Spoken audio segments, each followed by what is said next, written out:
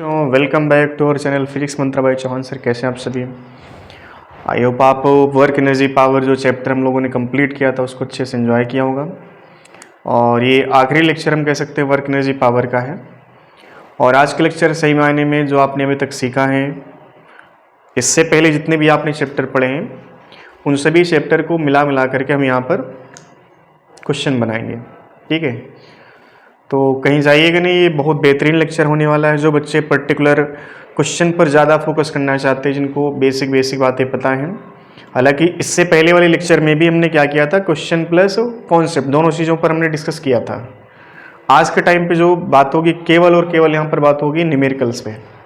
ठीक है, आप कितने भी अच्छे तरीके से थ्योरी कवर कर लो, जब आपको प्रॉब्लम को अच्छे से टैकल करना नहीं आएगा तब तक आप समझ नहीं पाओ कि आपने कितना सीखा।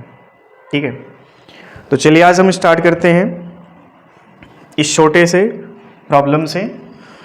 इसमें दिया एक ब्लॉक है जिसका मास हमने मान लिया कुछ m है। ठीक है, मास m ब्लॉक है और इस पॉइंट से इसको रिलीज़ किया। रिलीज़ करने मतलब इसका इनिशियल वेलोसिटी है कितना, 0 है। ठीक है, इनिशियल 0 वेलोसिटी से आपने इसको रिलीज़ किया। ये सरफेस म्यू 0 का है, ये सरफेस भी म्यू 0 का है। ये वाला पाथ ही एक तरह से फ्रिक्शन वाला पाथ है। ठीक है, डाटा इसमें जो गिवन है आपको, इस फ्लैट सरफेस का कोएफिशिएंट ऑफ फ्रिक्शन 0.2 दिया है और जहाँ से इसको हमने रिलीज किया है पॉइंट ए, इस फ्लैट सरफेस से कितना ऊपर है, 1.5 मीटर। क्वेश्चन ये है, द ब्लॉक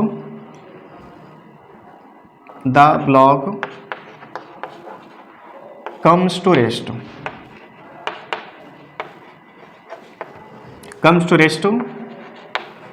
एट पॉइंट। ठीक है, क्वेश्चन का मतलब है कि आपने इसको यहाँ से रिलीज किया। रिलीज करने के बाद देखो यहाँ पे आएगा, फ्रिक्शन क्या करेगा, इसकी काइनेटिक एनर्जी को खर्च करेगा। अगर फ्रिक्शन नहीं होगा तो आप इस चीज़ को नोट करना, ये पूरी लाइफ इसी पाथ पर ऐसे घूमता रहेगा, ये कहीं रुकने वाला नहीं होगा। नीचे आएगा, काइनेटिक एनर्जी बढ़ेगी, पोटेंशियल एनर्जी घटेगी। यहाँ पर इसके पास इस पूरे पाथ में काइनेटिक एनर्जी अधिकतम रहने वाली है, लेवल में कोई चीज़ नहीं होगा। फिर इससे ऊपर जाएगा, फिर वापस आएगा, काइनेटिक एनर्जी फिर बढ़ेगी। तो क्या करेगा, इस तरीके से ये झूला टाइप झूलेगा। बट अगर फ्रिक्शन है, जितने बार इस पाथ पर आएगा उतनी बार इसकी काइनेटिक एनर्जी कम होती चली जाएगी। फाइनली कभी न कभी इसको रुकना पड़ेगा, क्योंकि फ्रिक्शन ये जिम्मेदारी उठाएगा। तो क्वेश्चन है कि किस पॉइंट पर आकर के रुकेगा। तो इसमें देखो ऑप्शन आपको दें तो पहला पॉइंट हम मान लेते हैं जहाँ से इसको हमने छोड़ा था वहीं पर वापस आकर रुक गया, पॉइंट ए फाइनली। और ऑप्शन हम सेकंड मान लेते हैं बी पर आकर रुकेगा। तीसरा ऑप्शन ई पर आकर रुकेगा और चौथा ऑप्शन हमने मान लिया डी पे। ठीक है, और कोई पॉइंट ले सकते हैं, सी भी है ना। तो एक पांचवा ऑप्शन ले लिया हमने सी।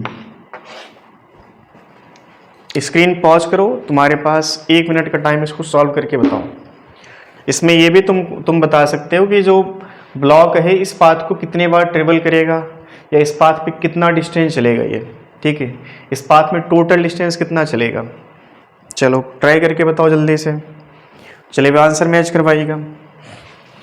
सबसे पहले हम ये चेक करें कि इस पाथ को कितने बार इसने चला होगा। ठीक है, इसके पास यहाँ पर है क्या, पोटेंशियल एनर्जी। जब नीचे आएगा तो काइनेटिक एनर्जी बढ़ेगी और उस काइनेटिक एनर्जी को फ्रिक्शन क्या करेगा, कम करेगा। हो सकता है यहाँ पे लाके 0 कर दे।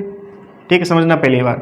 हो सकता है यहाँ पर जो काइनेटिक एनर्जी इसके पास अधिकतम है उसको खत्म करते करते यहाँ पर 0 कर दे। हो सकता है 0 नहीं भी कर पाया, 0 नहीं कर पाएगा, फिर ऊपर जाएगा, फिर वापस आएगा। ठीक है, फिर इसको काइनेटिक एनर्जी यहाँ पर जितना यहाँ से यहाँ जाते समय थी, वापस जब आएगा इस पाथ से यहाँ पर फिर से इसको उतना ही काइनेटिक एनर्जी मिल गई होगी। फिर वापस इस साइड जाएगा, जब यहाँ पर पहुँचा तो काइनेटिक एनर्जी फिर फ्रिक्शन ने कुछ खर्च कर दी। अब इस पॉइंट से फिर ये ऊपर जाएगा, तो अल्टीमेट होगा क्या कि कहीं न कहीं इसको इस रास्ते पर आके रुकना ही पड़ेगा। ठीक है, रुकने से पहले टोटल जो पोटेंशियल एनर्जी होगी, फाइनली हम ये मान लेते हैं कि इस पाथ पर आकर के रुका ये, क्योंकि यहाँ पे तो रुक नहीं पाएगा, इस पाथ पर भी कहीं नहीं रुक पाएगा। रुकना इसको B to C ही है। अगर ऑप्शन की बात करें कि इसमें ऑप्शन कौन से नहीं हो सकते हैं, तो बच्चे इस चीज़ को नोट करना कि आंसर यहाँ पर हमारा ए तो नहीं होना है कभी भी, और डी भी नहीं होना है। क्योंकि यहाँ पर अगर पहुँचा तो मतलब यहाँ से नीचे आएगा, यहाँ पर पहुँचा है मतलब यहाँ से इसको रिलीज किया गया, तो मतलब ये वापस यहाँ पर दोबारा नहीं पहुँच पाएगा। अगर ऐसे हमने इसको रिलीज किया और यहाँ पर कुछ फ्रिक्शन है तो वापस कभी नहीं पहुँच पाएगा।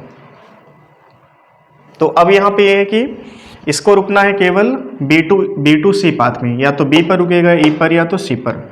तो कुल मिला के जब ये हॉरिजॉन्टल में ही रुका, इसी लेवल पर रुका, तो ओवरऑल इसकी जो पोटेंशियल एनर्जी है वो कितना लॉस हुई होगी? 100%। काइनेटिक एनर्जी गेन किया, लॉस किया, गेन किया, लॉस किया, फाइनली टोटल काइनेटिक एनर्जी कितना हो गई? 0। बट जो 100% लॉस इन पोटेंशियल एनर्जी है उसी से काइनेटिक एनर्जी गेन हुआ। फिर फाइनली अल्टीमेट तो इसके पास अभी काइनेटिक एनर्जी इनिशियल थी कितना? 0। अब ये जहाँ पे रुकेगा उस पॉइंट पर भी इसके पास काइनेटिक एनर्जी क्या लिखी जाएगी? 0। मतलब कि काइनेटिक एनर्जी में अगर हम देखें एक तरह से तो काइनेटिक एनर्जी में कोई चेंज नहीं हुआ। इनिशियल 0 थी, फाइनल भी कितना है? 0। यहाँ पर ओवरऑल किस में लॉस हुआ? लॉस किस में हुआ? पोटेंशियल एनर्जी में। क्या लिखना देखो, तुम्हें लिखना है loss in potential energy, that is mgh। This loss in potential energy is converted work done against friction force. कितना होगा बोलो? Mu mg into x. हमको नहीं पता x का वैल्यू कितना होगा, मास से मास खत्म करो, देखो x का वैल्यू क्या आया? gh बाई में म्यू। इतना डिस्टेंस चलेगा, ये जमीन पर ही चलेगा, ठीक है, हॉरिजॉन्टल सरफेस पे। चलो ये बताओ, g का वैल्यू 10 रखना है, h का वैल्यू 1.5 और म्यू का वैल्यू बोलो कितना है? 0.2। पॉइंट से पॉइंट खत्म करो, कितना हो जाएगा देखो, ये 15/2 मतलब कि, ठीक है, ये 1.5 मीटर है, ठीक है, 0.2 जी 10। तो फाइनली कितना बनेगा? ये डाटा कुछ गड़बड़ हो गया क्या? एक बार इसको देखो, इसमें डाटा में कहीं देखो, यहाँ पर थोड़ा गड़बड़ है कि जो जी है ना, जी भी दोनों साइड से कैंसिल आउट होगा, है ना, नहीं तो बहुत ज़्यादा डिस्टेंस हो जाएगी वो। जी से जी भी खत्म होगा, एम जी दोनों साइड से खत्म होगा। तो फाइनली यहाँ पर जो फार्मूला बनेगा, जिसको हम फार्मूला कह सकते हैं बट कहेंगे नहीं भी, एच बाई म्यू। अब इसमें देखो एच का वैल्यू कितना दिया है? 1.5। कितना है ये? 1.5। और म्यू कितना है हमारे पास? 0.2। कितना आएगा देखो, ये 15/2 मतलब कि 7.5 मीटर। मतलब इस वाले सरफेस को कितने बार क्रॉस किया होगा इसने? कंप्लीटली 2 बार। देखो 3 गया 3 आया, टोटल 2 बार रिकवर कर चुका है। ये पहली बार देखो यहाँ से चलना शुरू किया, गया 3 मीटर, वापस आया 3 मीटर, कितना हुआ? 6। और जो ई पॉइंट है ना, ठीक सेंटर पे है, मतलब इस पाथ के सेंटर पे। क्या इसको हम 1.5 लिख लें? 1.5 मीटर, ये कितना होगा? समझ गए होगे आंसर क्या बनेगा? 7.5 का मतलब कि 3 3 6 और फाइनली 1.5 7.5। कहाँ पे आके रुकेगा बोलो? ई पे। समझ में आ रही बात? तो फाइनली कहाँ पे रुकेगा? ई पे। यहाँ पर ये जो 2 ऑप्शन दिए थे, ए और डी, ये मतलब गलत थे। और वैसे तुम समझो कि यहाँ पर कभी रुकना, एक बार इसको आपने यहाँ छोड़ा तो यहाँ पर ये वापस कभी आ ही नहीं पाएगा, क्योंकि फ्रिक्शन क्या करेगा? एनर्जी को हमेशा खर्च करेगा, ठीक है। ये क्वेश्चन नोट कर लो अच्छे से। चलिए, पहला चुटकुला था। ऐसे हम आज के टाइम में बहुत ज़्यादा क्वेश्चन करेंगे, क्योंकि हमें कितना आता है वो चीज़ हम कहानी समझ करके कि loss in kinetic energy, gain in potential energy, ये सब चीज़ें समझ करके तुम ये नहीं कह सकते कि तुम्हें फिजिक्स आने लगी है। जब बढ़िया न्यूमेरिकल जिसमें कम से कम 2-3 चैप्टर की बात हो रही हो और उन न्यूमेरिकल को तुम देख करके अंदर से इतना खुशी महसूस करो कि यार ये क्वेश्चन तो मैं आराम से कर ले जाऊँगा, तब तुम कह सकते हो कि हाँ मुझे फिजिक्स आने लगी है। तो चलिए एक छोटा सा चुटकुला बोल लेते हैं हम लोग। जैसे मान लो कि ये सरफेस है, एक टेबल है और इस टेबल पर एक स्प्रिंग है, ऐसे हमने, ठीक है, ऐसे फ्री एंड है इसका स्प्रिंग का, और ये जो सरफेस है ज़मीन से h ऊंचाई पर है, ज़मीन से h ऊंचाई पे, ठीक है। और यहाँ पर इसके बगल में एक छोटा सा ब्लॉक है। ब्लॉक हालांकि इससे अटैच नहीं है, स्प्रिंग से, ब्लॉक स्प्रिंग से अटैच नहीं है, ठीक है, ब्लॉक स्प्रिंग से अटैच नहीं है, मास सेम है ब्लॉक का। स्टिफनेस जो स्प्रिंग की है वो हमने के मान लिया है। क्वेश्चन है कि ब्लॉक को हमने क्या किया कि स्प्रिंग के अगेंस्ट एक्स कंप्रेस करके रिलीज कर दिया, ठीक है। ब्लॉक को स्प्रिंग के अगेंस्ट हमने एक्स कंप्रेस करके रिलीज कर दिया, तो ब्लॉक क्या वापस इस पॉइंट पे आएगा और टेबल यहां पर देखो खत्म है। तो ब्लॉक जमीन पर कितना आगे जाके गिरेगा, ये क्वेश्चन है, ठीक है। ये चीज़ तुम फील कर सकते हो कि ब्लॉक को हमने कंप्रेस किया स्प्रिंग के अगेंस्ट, और ब्लॉक को जब रिलीज करेंगे स्प्रिंग वापस इसको इसी इनिशियल स्टेज पे लाएगी, यहाँ पे आके रुकना चाहेगा लेकिन रुक नहीं पाए क्योंकि इसके पास वेलोसिटी ज़्यादा आ गई होगी, ठीक है। अब यहाँ से इसके पास जो भी वेलोसिटी घूम करके वापस जब आएगा ये ऐसे, तो इसके पास यहाँ पर वेलोसिटी हमने मान लिया v है, ठीक है। अब इस v वेलोसिटी से ये टेबल का सरफेस छोड़ा, छोड़ने के बाद देखो ये ऐसे फ्लाई ऑफ कर जाएगा, ठीक है। ये जो पाथ है इसका कैसा है, ये पाथ कैसा है इसका, पैराबोला, मतलब क्या बन गया ये, प्रोजेक्टाइल मोशन। तो हमें ये नहीं पता कि v कितना, बाकी देखो गाना तुमको गाना आता है प्रोजेक्टाइल मोशन का, ठीक है। बस ये v कैलकुलेट कर लो, v भी कैलकुलेट करना कोई बहुत बड़ी बात नहीं है, इसका भी गाना तुमको आता है, तुम जानते हो क्या होता है। देखो स्प्रिंग को तुम दबाओ तो कितना एनर्जी स्टोर करेगी वो, हाफ के एक्स स्क्वायर, और जब इसको रिलीज करोगे फाइनली स्प्रिंग के पास यहाँ पर इनिशियल अपनी वापस कंडीशन में आ गई, ठीक है। ये तो जीरो हो गई, जीरो होकर गई कहाँ, ब्लॉक के पास। ब्लॉक के पास क्या बनाऊंगा, हाफ एम बी स्क्वायर। देखो 1/2 दोनों साइड से खत्म, वेलोसिटी कितना आएगा, k x square by m under root, ठीक है, अंडर रूट। अब चलो ये बताओ कि ये तुमको पता चल गया, अब बाकी कहानी तुम बता सकते हो। ये समय जीरो है, ब्लॉक यहाँ पर पहुँचा समय टी, तुमको ये पता होगा 2 डायमेंशन मोशन में क्या कॉमन होता है, समय। हॉरिजॉन्टल में चलने का और वर्टिकल नीचे आने का समय दोनों का सेम होता है। बताओ गाना क्या है इसका, वर्टिकल के लिए कहानी क्या लिखना तुमको, बोलो h equal to u t plus half g t square, ये लिखना है। यू कितना लिखें, बोलो 0, चूँकि ये सारी की सारी वेलोसिटी है कहाँ पे इसके पास, हॉरिजॉन्टल में। एच हमको गिवन है, समय बोलो कितना आया, ये अंडर रूट 2h बाई जी, ये समय आ गया, ठीक है। अब इस समय को तुम्हें रखना है x में, x दूरी कौन लेके गया, ब्लॉक की हॉरिजॉन्टल वेलोसिटी। तो x इक्वल टू क्या लिखा जाएगा, बोलो v into t. v into t में v देखो कितना हमारे पास है, under root k x square by m into t. T भी नहीं दिया था, टी का डाटा देखो, अंडर रूट क्या बना है 2h बाई जी। ये भाई भाई दिख रहे हैं, इनको मिलाओ क्या बन जाएगा, देखो under root k x square into 2h और बाई में एम जी। ये आंसर की शक्ल आ जाएगी ऐसे, ठीक है। ये x वो x नहीं है जो स्प्रिंग में कंप्रेशन हुआ है, ये x हॉरिजॉन्टल में कितना डिस्टेंस चला है। तुम इसको कंफ्यूज हो जाओगे, कन्फ्यूजिया आ जाओगे, तुम इसको d मान लेते हैं, ठीक है। d इक्वल टू एक्स, ठीक है। ये जो x है जमीन वाला x है, बाकी जो ऊपर x दिया था वो स्प्रिंग में कितना कंप्रेशन था वो x था, ठीक है। तो कुल मिला के तुम्हारा क्वेश्चन एक तो जो बढ़िया क्वेश्चन था, काइनेमेटिक्स से मिला करके हमने law of conservation of energy का यूज करके बढ़िया क्वेश्चन बनाया। चलो इसको छाप लो जल्दी से। चलिए चुटकुला नंबर 2 था, इससे ही मिलता जुलता एक चुटकुला तुमको दे रहे हैं और इसको ट्राई करके बताना। एक बढ़िया क्वेश्चन है ये, थोड़ा सा सर्कुलर मोशन का टेस्ट दोबारा चख लो तुम लोग, है ना। जैसे मान लो कोई एक ऐसा सरफेस है, पहले तो ये प्लेन है हॉरिजॉन्टल, ठीक है, उसके बाद ये हल्का सा ये ऐसे सेम सर्कुलर बन गया है, सर्कल टाइप में ऐसे बन गया, ठीक है।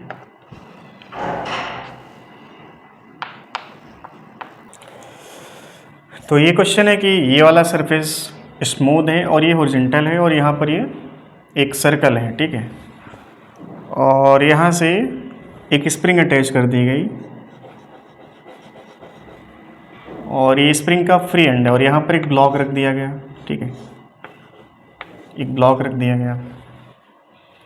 तो क्वेश्चन है कि इसमें ब्लॉक को हमने क्या किया, जैसे पिछली बार हमने किया था कि ब्लॉक को स्प्रिंग के अगेंस्ट हमने कंप्रेस किया था, वैसे आज भी हमने क्या किया, ब्लॉक को स्प्रिंग के अगेंस्ट कंप्रेस किया और कंप्रेस करके इसको हमने रिलीज़ कर दिया। रिलीज़ करने के बाद देखो जब ये ब्लॉक ठीक ये वाले पॉइंट पर पहुंचे जो कि हॉरिजॉन्टल है, ठीक है, ये मतलब ये वाला पॉइंट जो है ना एक हॉरिजॉन्टल लेवल पर है ऐसे, इस वाले पॉइंट पी पर ब्लॉक जो फोर्स एग्जर्ट करे वो अपने वेट के बराबर से एग्जर्ट करे, ठीक है। क्वेश्चन है कि find initial compression in the spring so that the block exert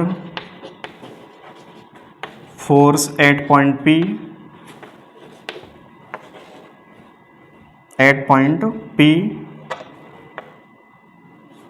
so that the block exert force at point P is equal to its weight.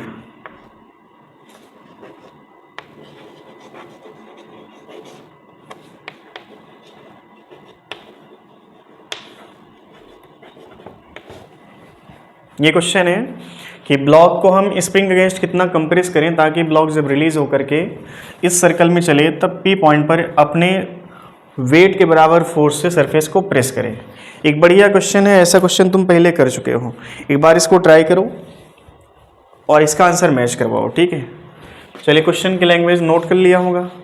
अब ये देखो, जब ब्लॉक सबसे पहले ब्लॉक को कंप्रेस करके रिलीज़ किया, इसकी कहानी का मतलब क्या है, कहानी ये कह रही है कि अगर ब्लॉक को तुमने स्प्रिंग के अगेंस्ट कंप्रेस किया तो स्प्रिंग में कितना एनर्जी स्टोर होगी, हाफ के एक्स स्क्वायर।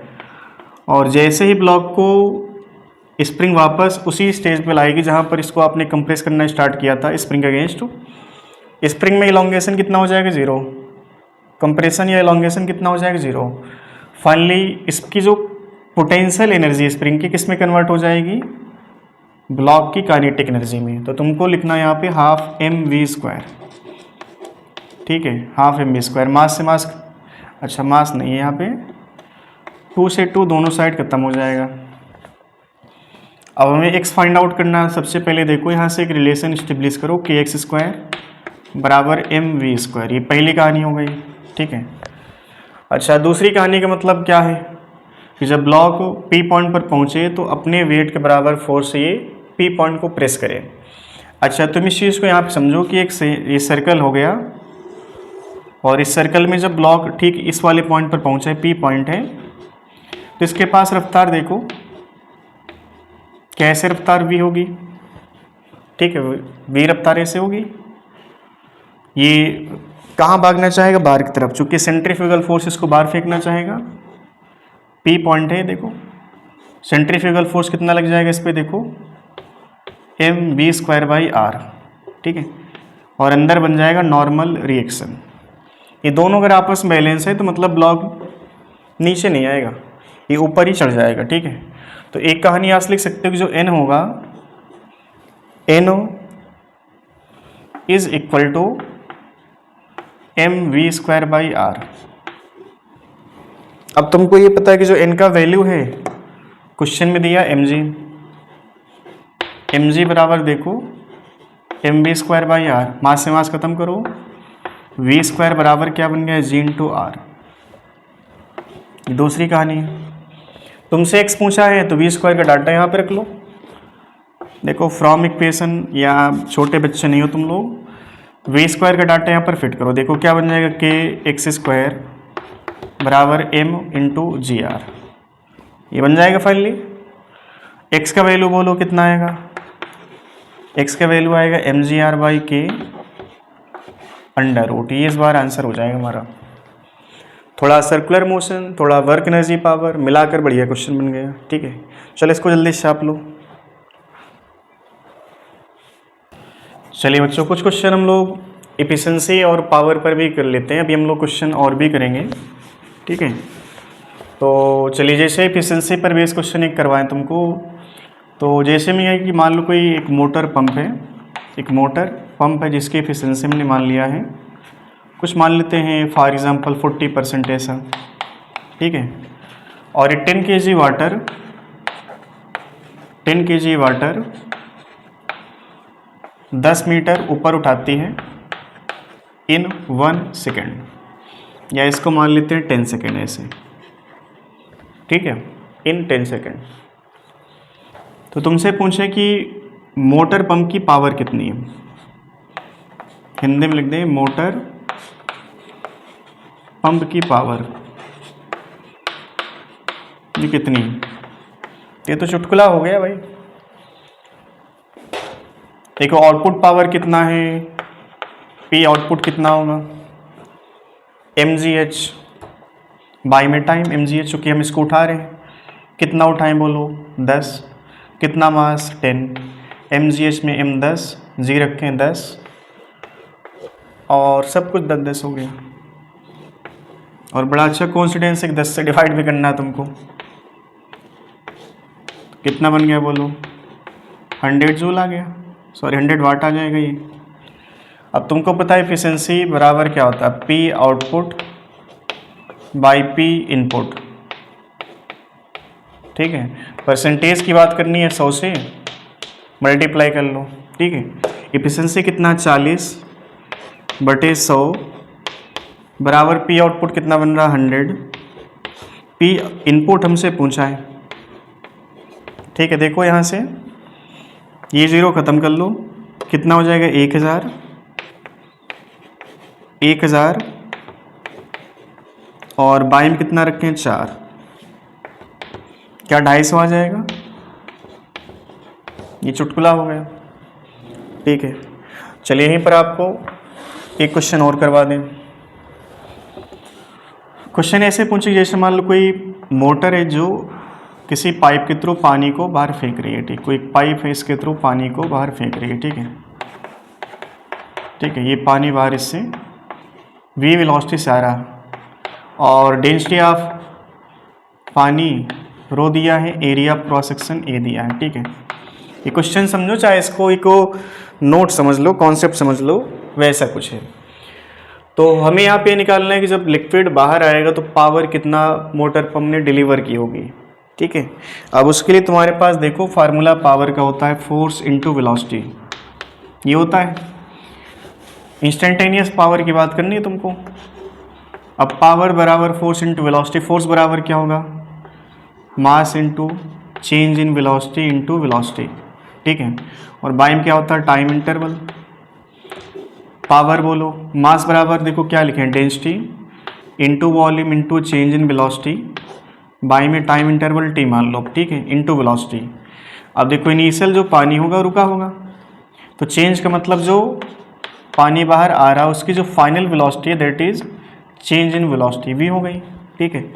अच्छा ये बात तुमको पता है कि वॉल्यूम अपॉन टाइम क्या होता है, एक चीज़ याद रखना, वॉल्यूम अपॉन टाइम होता है एरिया इनटू वेलोसिटी। ये फार्मूला याद कर लेना, वॉल्यूम अपॉन टाइम बराबर क्या होगा एरिया इनटू वेलोसिटी। देखो rho into volume upon time, volume upon time क्या लिखें एरिया इनटू वेलोसिटी, ठीक है, एरिया इनटू वेलोसिटी। और चेंज इन वेलोसिटी कितना लिखा जाएगा v के बराबर, चेंज इन वेलोसिटी देखो v के बराबर और इनटू v है। देखो ये v कितने बार लिखा 3 बार, तो पावर डिलीवर का फार्मूला आएगा रो ए वी क्यूब। इसको तुम अच्छे से याद कर लो इस फार्मूले को, ठीक है। अब इस पे क्वेश्चन कैसे बनेगा वो भी हमको आना चाहिए। क्वेश्चन ऐसे बनेगा, मान लो एक मोटर पंप है, ये किसी पाइप के थ्रू पानी बाहर फेंक रही है, ठीक है, पाइप के थ्रू पानी बाहर फेंक रही है। मोटर पंप की पावर P है अभी, ठीक है। क्वेश्चन है कि अगर हम इस मोटर पंप से उतने ही टाइम में उसी पाइप से n गुना पानी बाहर चाहते हैं, ठीक है। अभी देखो यहाँ पर पानी जो भी बाहर आ रहा था उसका अमाउंट कुछ होगा, ठीक है। अब उस अमाउंट को हम क्या चाहते हैं n गुना, यहाँ जो पानी बाहर आएगा उसका अमाउंट कितना चाहते हैं हम लोग n टाइम्स, ठीक है, n टाइम।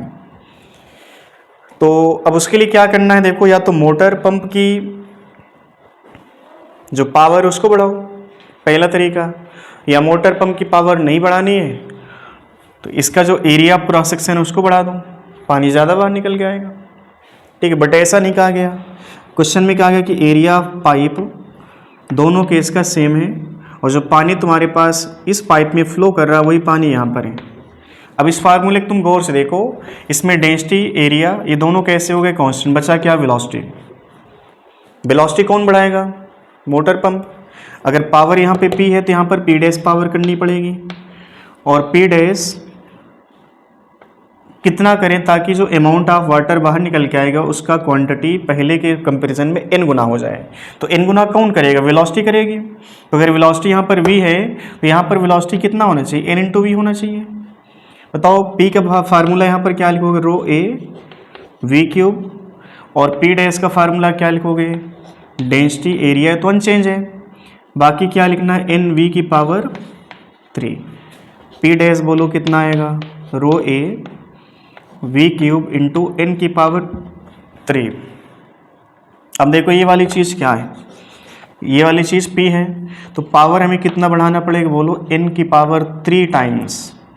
अगर तुम अमाउंट ऑफ वाटर n गुना चाहते हो तो मोटर पंप की पावर कितना बढ़ाना पड़ेगा, n की पावर 3। मतलब अगर तुम पानी का जो मात्रा है, अमाउंट है, डबल चाहते हो तो यहाँ पर पावर कितनी करनी पड़ेगी तुमको, 8 गुना। समझ में आ रही बात। तो ऐसे चुटकुले भी पूछे जाते हैं, ठीक है, इनको आप नोट कर लो अच्छे से।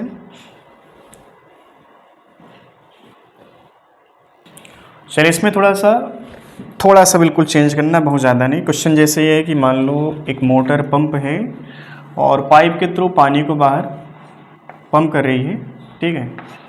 पानी जब बाहर आया तो इसकी वेलोसिटी v गिवन था, और यहाँ पर जो पैरामीटर लिया गया, डेंसिटी ऑफ लिक्विड ना लेकर के हमसे बोला कि यहाँ पर है मास पर यूनिट लेंथ,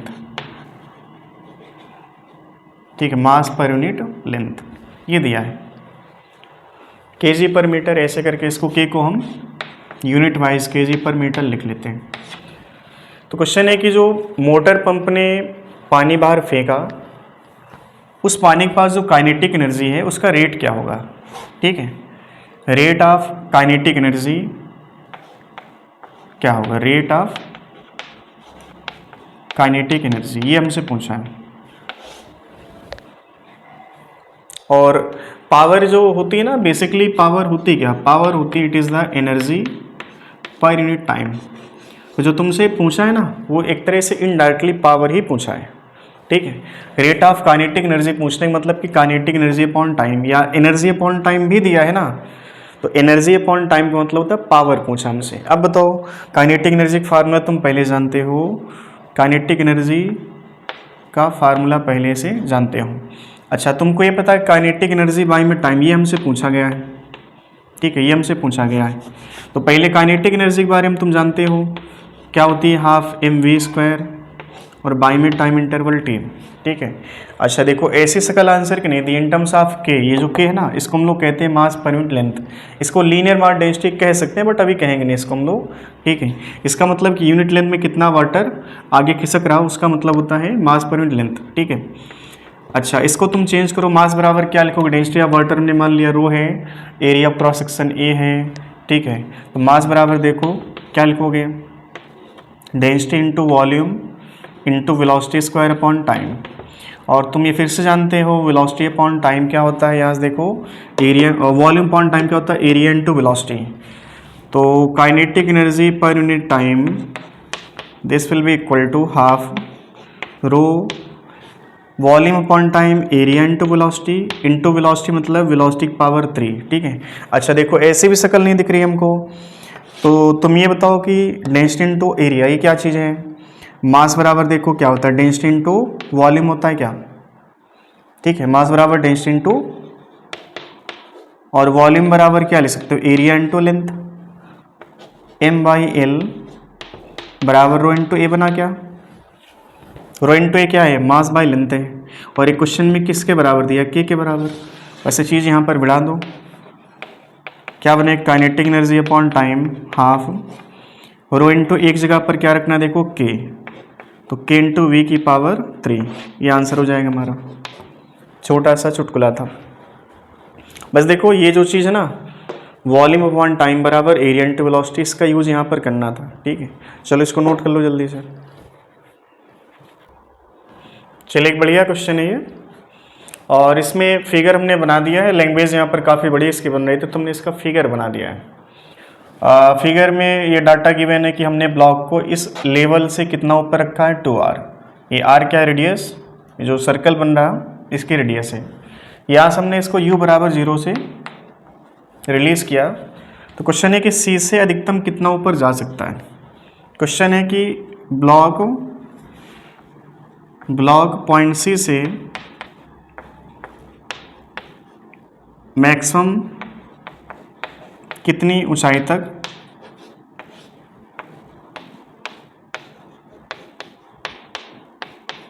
जाएगा, ये क्वेश्चन। ये भी देखो एक बढ़िया क्वेश्चन है सर्कुलर मोशन से रिलेटेड। अच्छा, इसमें ये डाटा हम मान लेते हैं कि जो डी पॉइंट है जहाँ पे सरफेस खत्म है, वो डी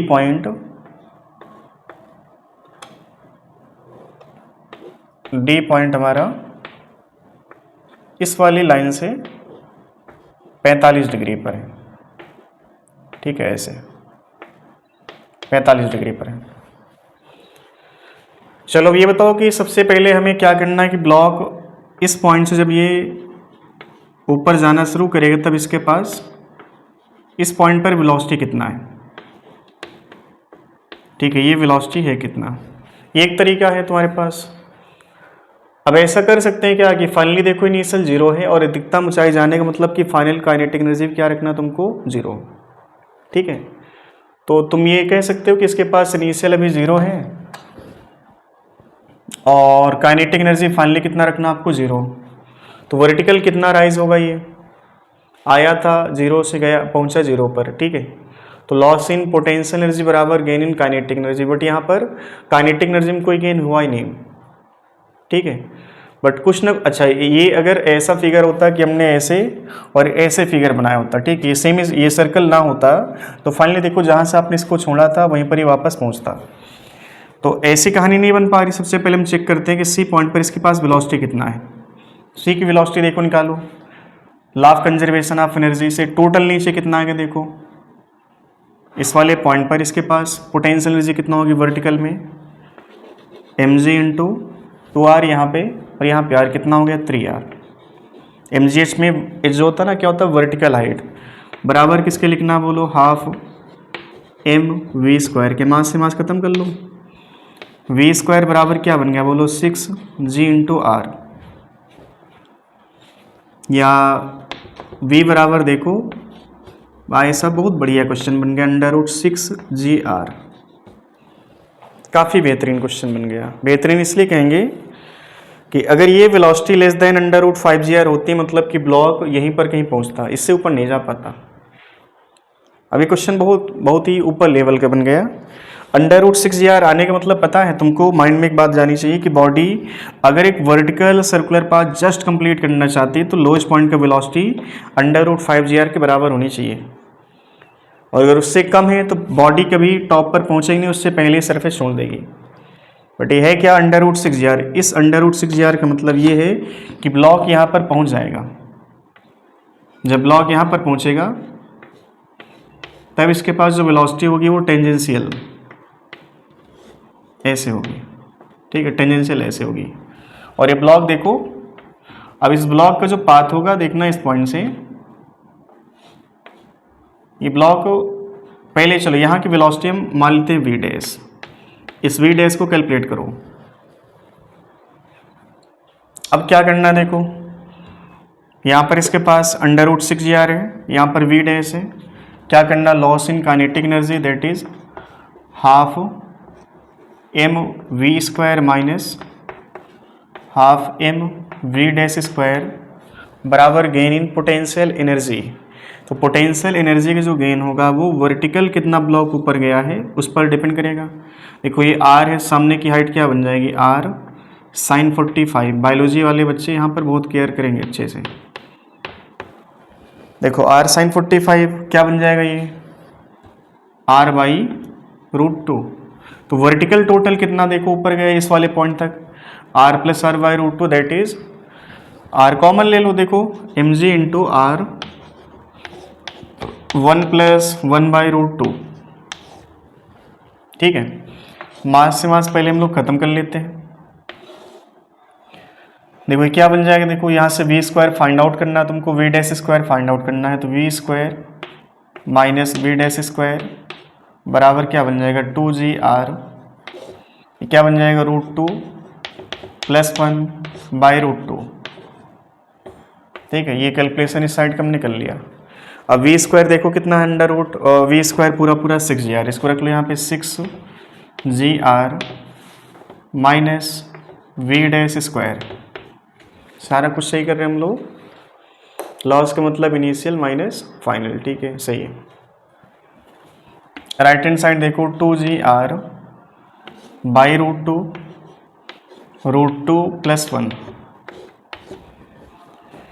वी डैश स्क्वायर देखो क्या मिलेगा यहाँ से, वी डैश स्क्वायर इस साइड लाओ 6GR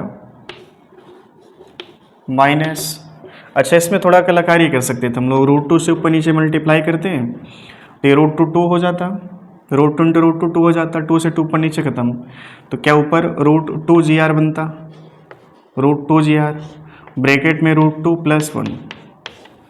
ठीक है, ये तो वी डैश स्क्वायर आ गया। वी डैश कितना आएगा यहाँ से देखो, वी डैश आएगा इस पूरे का under root 6GR minus √2GR bracket में √2 + 1, ये बचेगा।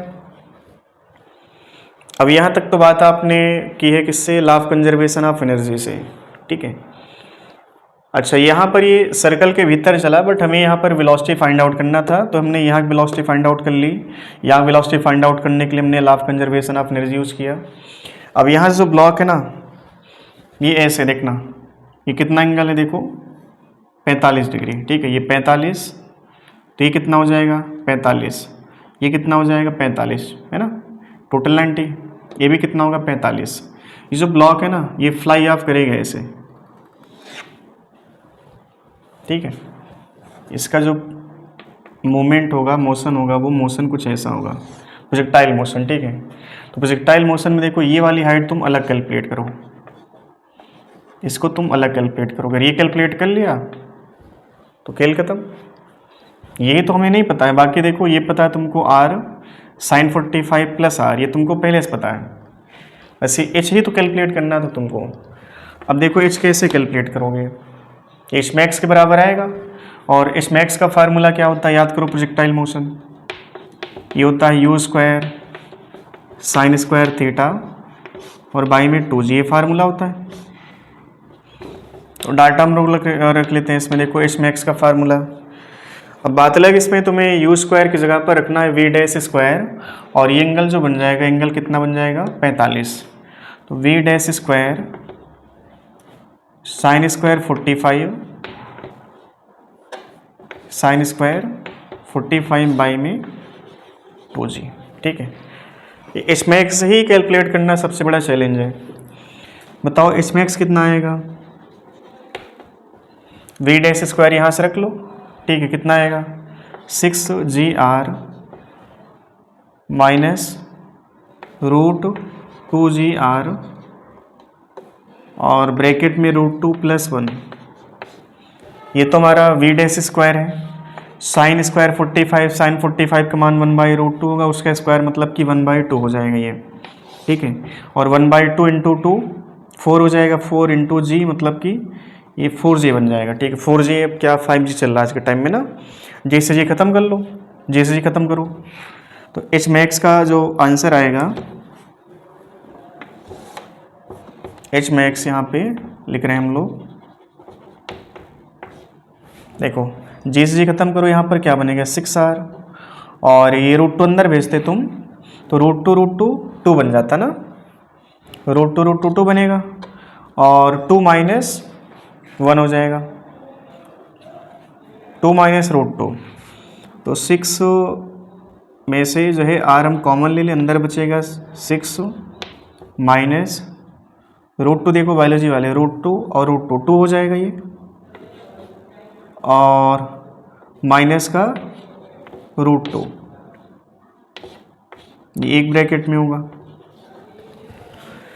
बाकी जो C पॉइंट से अधिकतम ऊपर जाएगा, C पॉइंट से जो ऊंचाई होगी, ये चीज़ हम यहाँ पे लिख दे रहे हैं। ठीक है, C पॉइंट से ऊंचाई कितना हो जाएगी बोलो, C से अधिकतम ऊंचाई बन जाएगी H, ये कैपिटल H लिख लेते हैं, देखो ये r तो पहले से था, प्लस r/√2 और मिल गया d पॉइंट तक का, प्लस ये आप देखो ये g बाहर का है, ठीक है, ये वाला जो है, ठीक है, बाई में 4 भी होगा ना, बाई में 4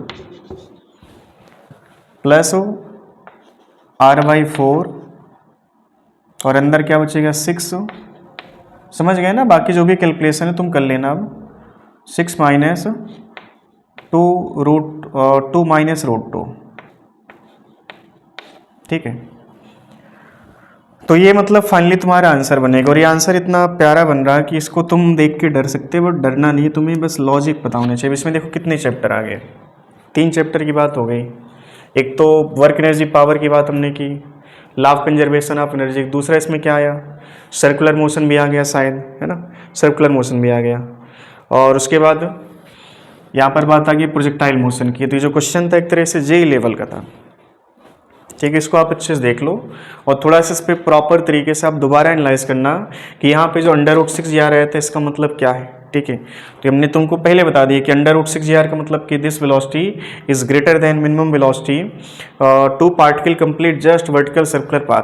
तो उससे ज़्यादा होने का मतलब कि पार्टिकल D तक तो पहुँच ही जाएगा, ठीक है।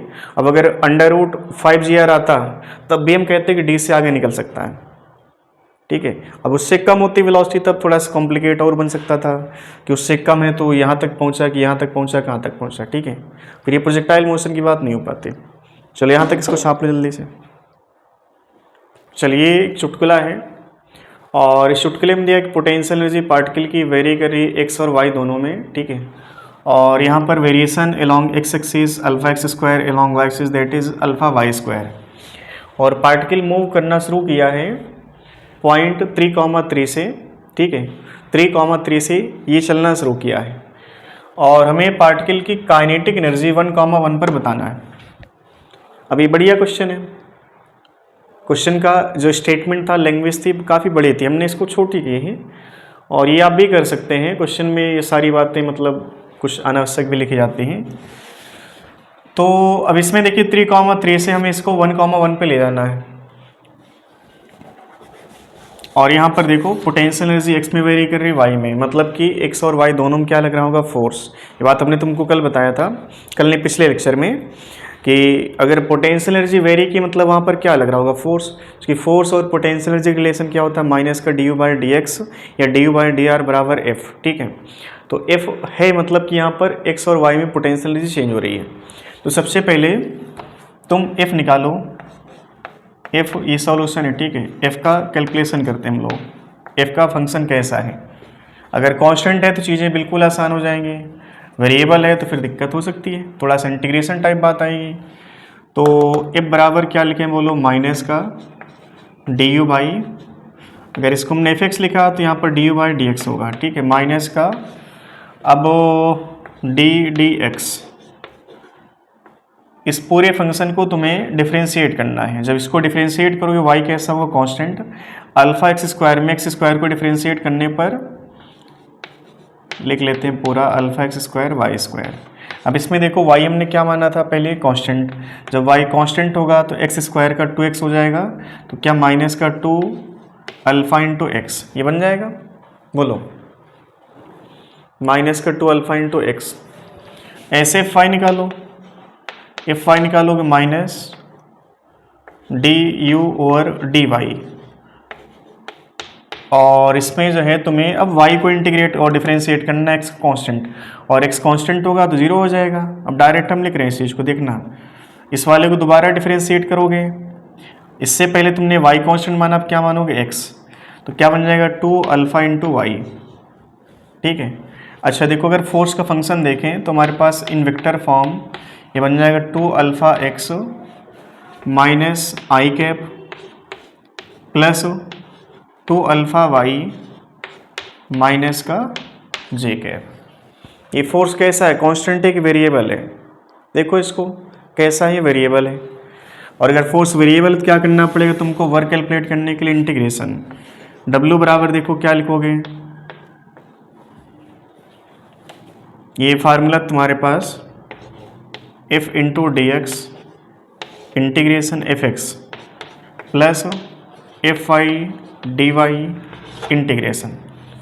अब चलो इस चीज़ को देखो तुम, लिमिट क्या है 3 to 1, ये वाली लिमिट बोलो, ये भी क्या 3 to 1।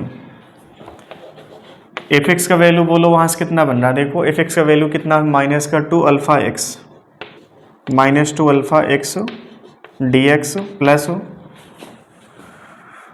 Integration minus 2 alpha y into d y, 3 to 1 3 to 1। अब देखो 2 अल्फ़ा बाहर ले लो, माइनस साइन सहित आएगा, माइनस साइन सहित आएगा ये, माइनस का 2 अल्फ़ा, और एक्स का इंटीग्रेशन बोलो एक्स स्क्वायर बाई 2, ठीक है। और लिमिट यहाँ पर 3 to 1, माइनस देखो माइनस हम बाहर ले लिए, माइनस का 2 alpha into y square by 2, limit इसका भी बोलो क्या है 3 to 1, ये 2 से 2 खत्म कर लो। अच्छा देखो यहाँ पर x की पावर क्या रखना, पहले 1 और फिर x की पावर क्या रखना तुमको 3, तो w बोलो माइनस अल्फ़ा, अंदर देखो 1 माइनस 3 की पावर 2 हो जाएगा ये, ठीक है, माइनस। चलो इसको देखो 1 माइनस 3 की पावर, ये बचेगा, अल्फ़ा हमने पूरे से बाहर ले लिया। इसको सॉल्व करो, देखो क्या आएगा, क्या आएगा बोलो, 1 माइनस 3 का स्क्वायर कितना 9, 1 माइनस 9 कितना हो जाएगा माइनस 8, माइनस माइनस क्या बन जाएगा प्लस बनेगा, ठीक, क्या बन जाएगा ये प्लस।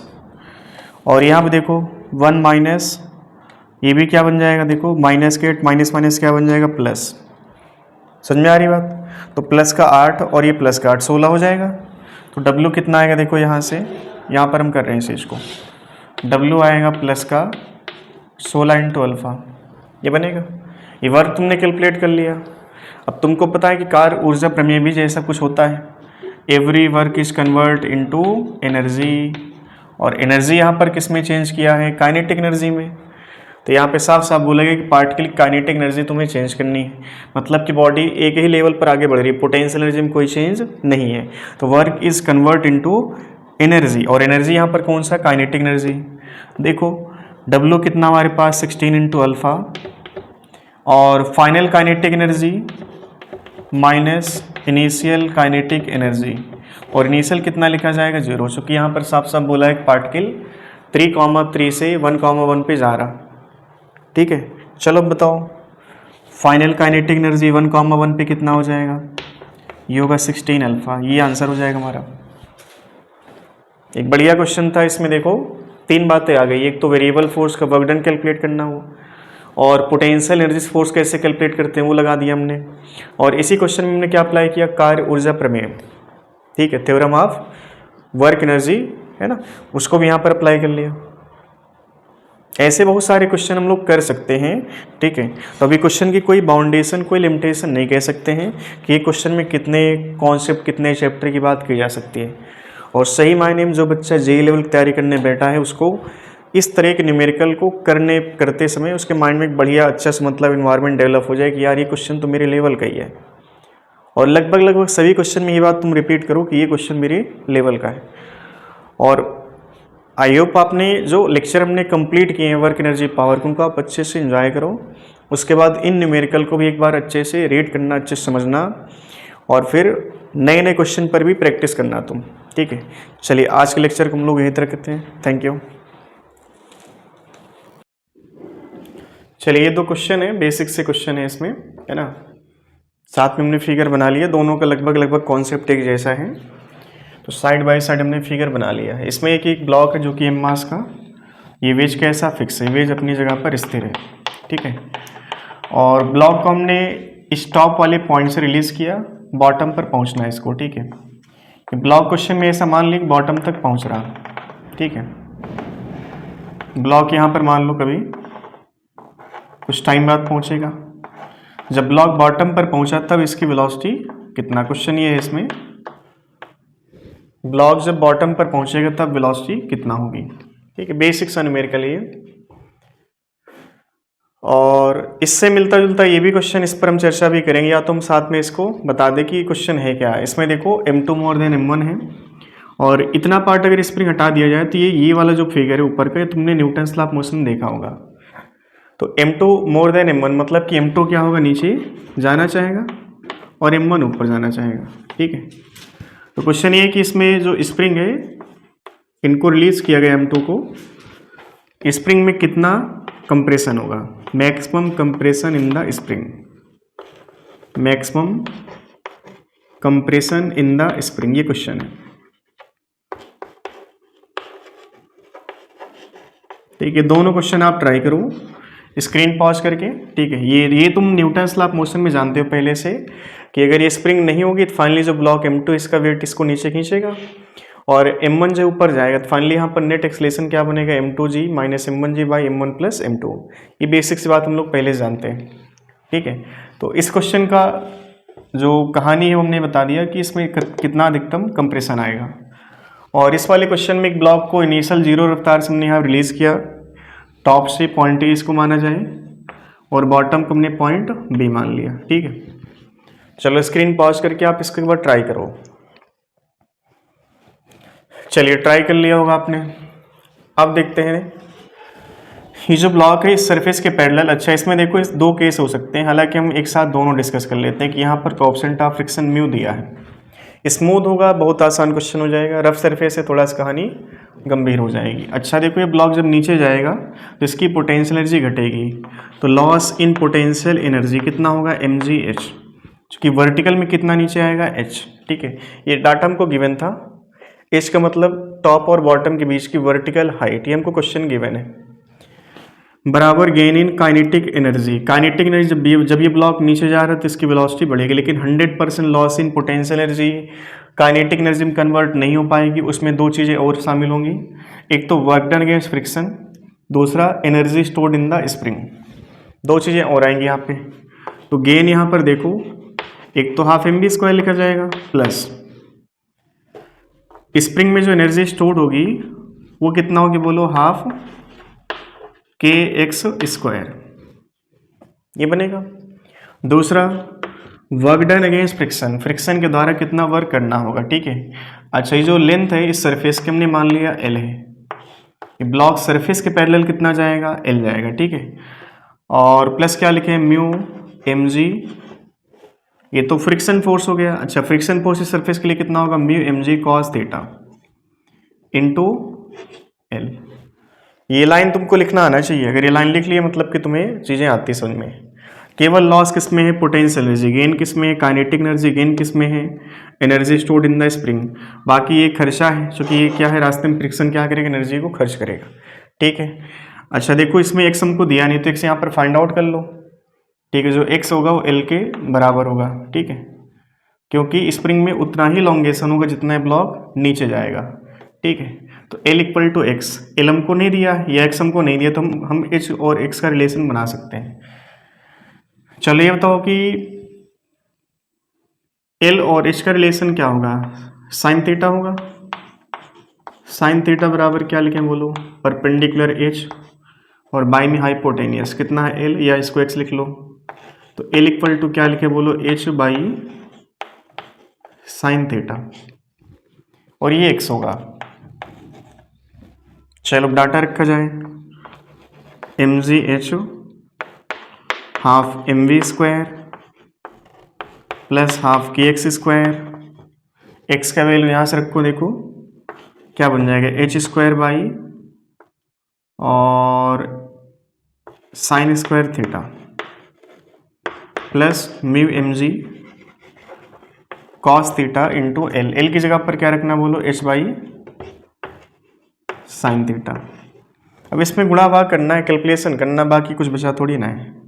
तुमको v फाइंड आउट करना बाकी। इधर ये जो कूड़ा है ना, ये वाला इस साइड लो, देखो क्या लिखोगे, mgh minus 1/2 k into h² by में क्या लिखे हैं, साइन स्क्वायर थीटा। ठीक है, और वो वाला पैरामीटर भी इस साइड आएगा तो माइनस हो जाएगा। देखो यहाँ पर कुछ कलाकारी हम लोग कर सकते हैं, cos theta by sine theta क्या बन जाएगा, कॉट थीटा, तो बन जाएगा माइनस का mu mg h into cot theta, ठीक है, और बराबर में क्या लिखा जाएगा, हाफ एम बी स्क्वायर। अब तुम्हें हाफ एम बी स्क्वायर नहीं कैलकुलेट करना, वी कैलकुलेट करना है, तो 2 यहाँ पर मल्टीप्लाई करो और m से डिवाइड कर लो, ठीक है। बायोलॉजी वाले बच्चे यहाँ पे ध्यान देंगे, 2 मल्टीप्लाई करेंगे तो यहाँ पर क्या बन जाएगा 2mgh, और मास से सबको डिवाइड करते जाओ तो क्या 2gh बन जाएगा, ठीक है। 2 से मल्टीप्लाई किया, ये 2 आपस में गायब हो गए, देखो क्या बन जाएगा kh स्क्वायर बाई में m into sine square theta, ठीक है। और यहाँ पर देखो 2 से इसमें मल्टीप्लाई करना है, तुमको मास से डिवाइड करना, तो बन जाएगा 2gh into mu into cot theta, ठीक है, ये बचेगा हमारे पास। और इस पूरे का अंडर रूट, इस पूरे का अंडर रूट बराबर में v, ये v ही हमको फाइंड आउट करना था। तो ये हालांकि बहुत बड़ा क्वेश्चन नहीं कह सकते, क्योंकि हमें बस एक लाइन लिखना है कि लॉस किसके पास है और गेन किसके पास है। लॉस तो यहाँ पर mgh होगा, बट गेन किसके पास था, इसके पास था साथ में। और जो स्प्रिंग यहाँ पर स्टोर करेगा एनर्जी, वो कितना स्टोर करेगा, हाफ के एक्स स्क्वायर। तो कुल मिला के यहाँ पे गेन देखो, ये वाली चीज़ तो गेन हो गई, बाकी ये वाली चीज़ रास्ते खर्चा है, खर्चा भी तुमको जोड़ना पड़ेगा, ठीक है। तो ये चीज़ हो गई यहाँ पे। अभी जैसे जैसे मान लो फ्रिक्शन ना होता तो यहाँ पर म्यू 0 रखा जाता, मतलब ये वाली चीज़ हम नहीं लिखते, सिर्फ यही आता आंसर हमारा, ठीक है।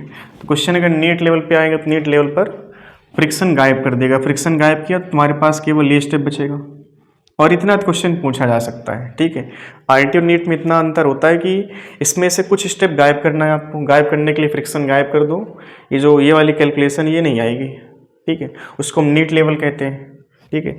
तो ऐसा नहीं कि मतलब नीट और आईआईटी के लिए तुम्हें अलग दुनिया से पढ़ाई पढ़नी पड़ेगी, सब यही है, बस कुछ डाटा और ले लिया जाए तो इसमें आईआईटी लेवल बन गया, 3-4 कहानी बात हो गई, है ना। अगर फ्रिक्शन हटा दें तो फाइनली यहाँ पर ये चीज़ गायब हो जानी है। तो ये बेसिक सा चुटकुला था, इसको हमें लगता है आप लोग अभी तक कर चुके होंगे, बेसिक से एवी न्यूमेरिकल है। चलो बताओ इसका आंसर क्या होगा, ये हटा रहे अभी हम लोग, इसको अच्छे से देख लो, एक बार नोट कर लो।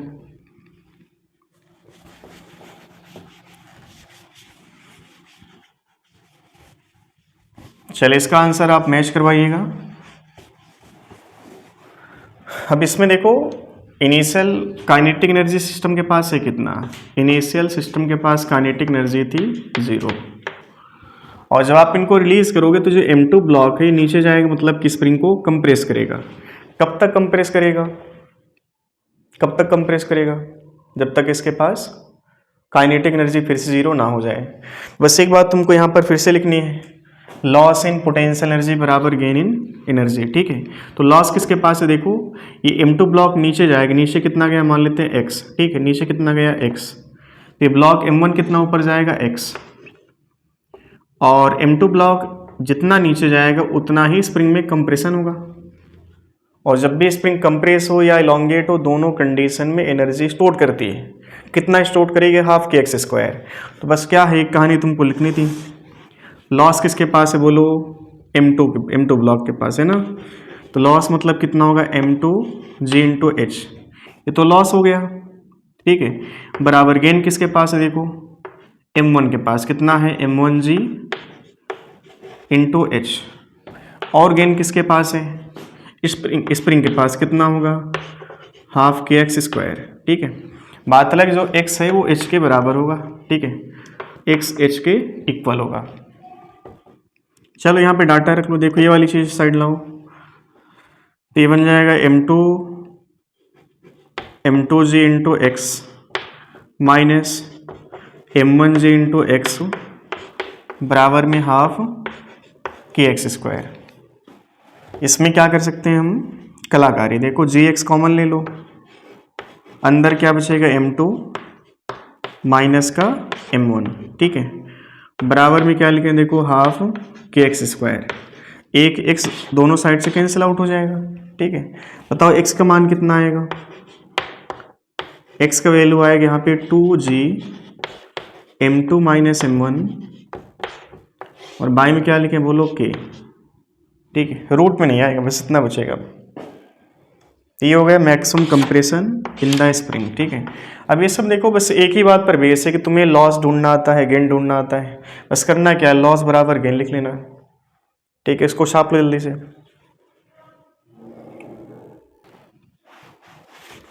चलिए ये क्वेश्चन आप अच्छे से नोट कर लो।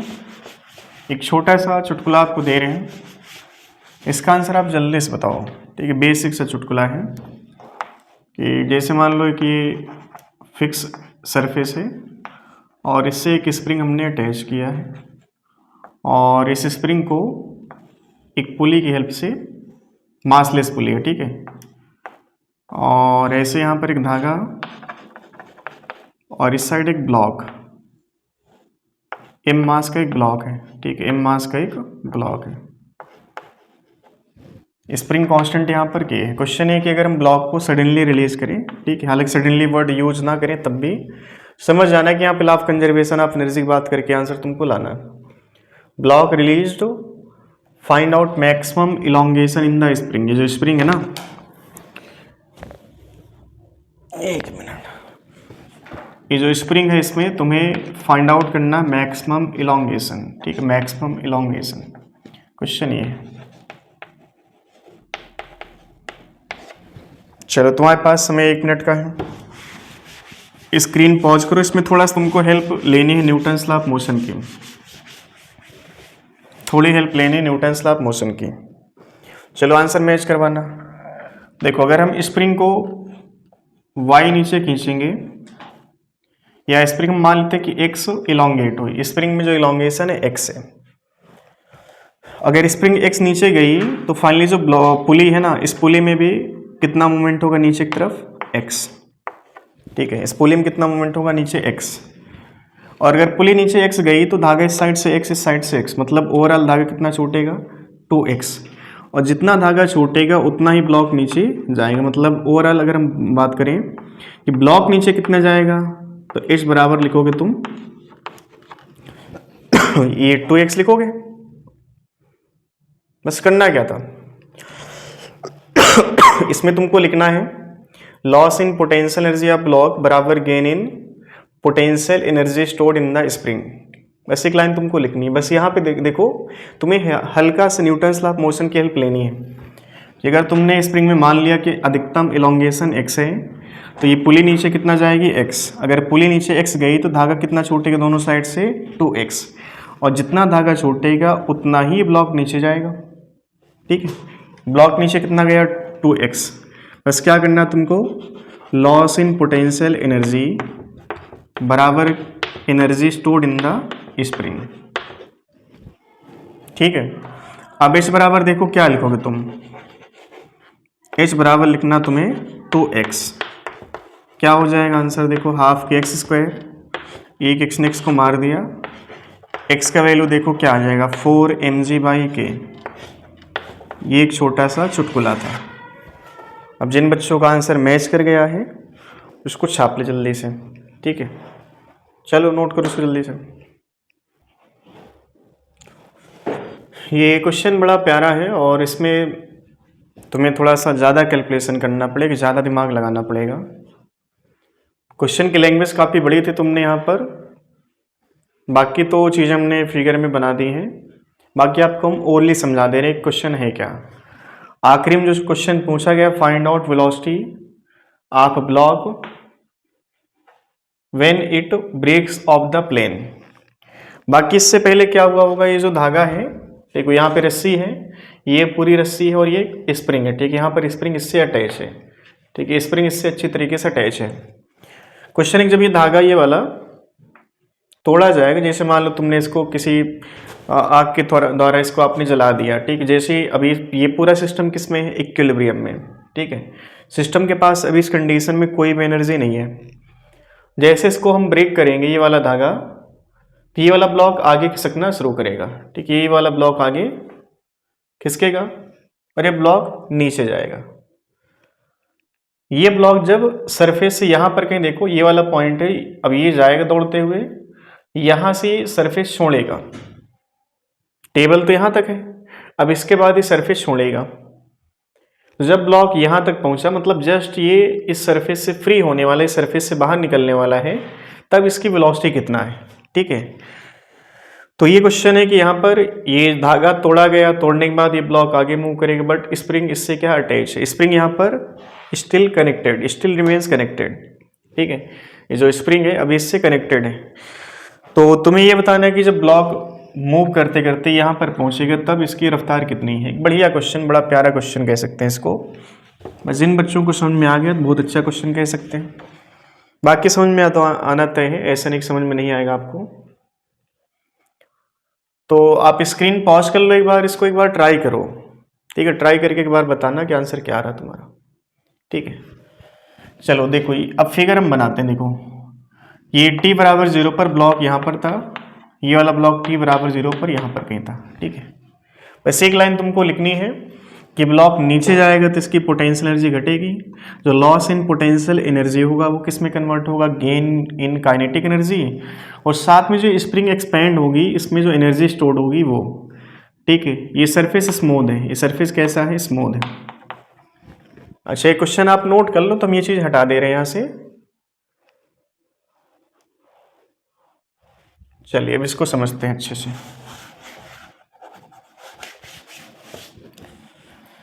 देखो ये इनिशियल t बराबर 0 पर है, कुछ टाइम बाद देखो फिगर कुछ ऐसा बनेगा कि जो ब्लॉक है स्प्रिंग सही तो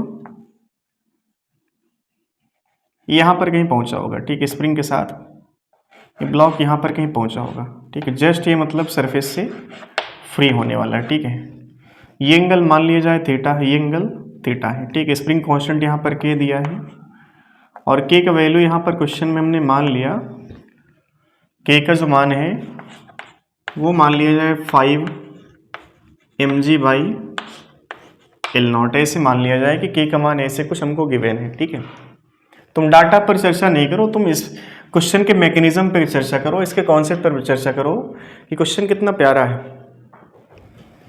अच्छा, जो गैप ये वाला, ये गैप हम मान लेते हैं d है, जो कि ब्लॉक जब आगे जाएगा ये ब्लॉक नीचे जाएगा। अब ये ब्लॉक जितना आगे गया उतना ये नीचे गया, हमको नहीं पता कितना आगे गया, हमने मान लिया d।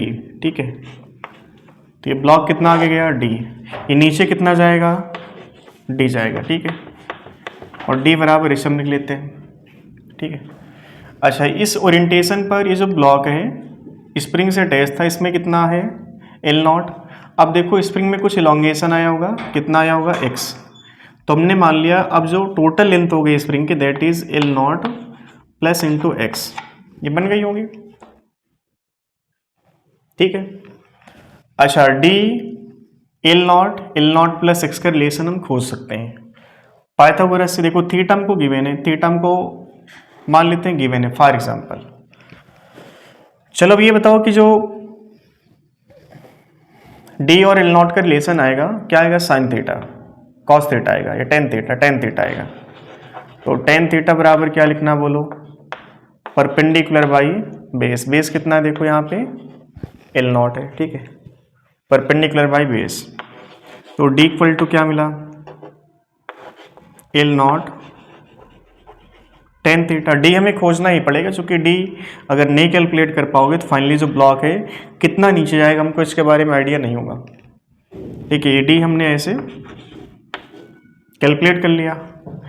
अच्छा अब ये बताओ L0 प्लस एक्स और L0 का रिलेशन क्या बनेगा, क्या बनेगा ये साइन थीटा। ठीक है, तो साइन थीटा बराबर क्या लिखना बोलो, साइन थीटा बराबर लिखना आपको परपेंडिकुलर d होगा और हाइपोटेनियस L0 प्लस एक्स, ये बनेगा। ठीक है, ये बात हो गई दूसरी। अच्छा ये जो स्प्रिंग है जब ये इलोंगेट होगी तो फाइनली जो स्प्रिंग का फोर्स होगा ऊपर की तरफ कितना हो जाएगा, k इंटू एक्स बनेगा क्या। इस वाले ब्लॉक पर चर्चा करते हैं हम लोग। ठीक है, इसको यहाँ पर हम देखते हैं, जैसे ये वाला फिगर है यहीं पर आप समझ जाइएगा। ठीक है, इसी में आप समझ जाइएगा k इंटू एक्स। अच्छा इसका जो वेट होगा ब्लॉक का नीचे कितना बन रहा होगा mg। ठीक है, इसके x का एक कंपोनेंट देखो क्या ऊपर की तरफ जाएगा, कितना जाएगा बोलो, ये थीटा तो ये भी कितना हो जाएगा थीटा, क्या बन जाएगा देखो कंपोनेंट इसका के into x into cos theta बनेगा। तो अगर हम चाहते हैं कि ब्लॉक सरफेस छोड़े तो नॉर्मल जीरो करना पड़ेगा, और नॉर्मल जीरो करने का मतलब कि के एक्स कॉस थीटा बराबर किसके हो जाएगा एम जी के। तो ये बात तुम याद रखना कि अगर ब्लॉक सरफेस या कोई बॉडी सरफेस से फ्री हो रही है तो फ्री होने का मतलब कि नॉर्मल कितना हो गया होगा वहाँ पे जीरो। ठीक है, चलिए एक बात हम यहाँ से और रिलेशन ला सकते हैं, के एक्स कॉस थीटा, के एक्स कॉस थीटा बराबर किसके होगा एम जी के। अब देखो x का मान कितना आएगा, हमको देखो k का मान दिया है, k का मान कितना है 5 mg by L not into x into cos theta बराबर किसके होगा ये mg के। ठीक है, ये देखो कितना आएगा 5 mg